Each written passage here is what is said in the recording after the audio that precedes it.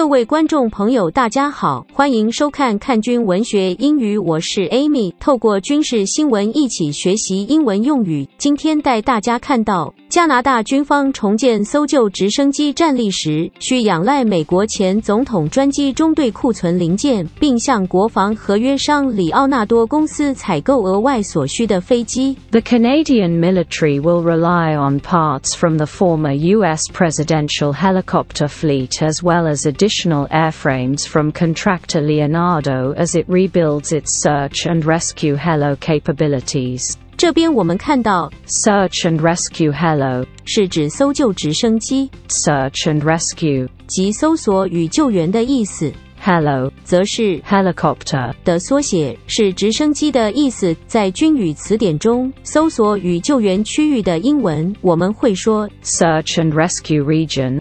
接着看到加拿大卢茨直升机升级案将使用新购和加拿大 VH-71 及 CH-149 直升机库存的零组件，包括传动系统、起落架和其他系统。New parts, as well as parts from Canada's inventory of VH-71 and CH-149 components, will be used to complete the helos. Those parts include transmissions, landing gears and other systems. 这边看到 landing gear 就是起落架的意思。The plane had retracted its landing gear. 该飞机已经收回了起落架。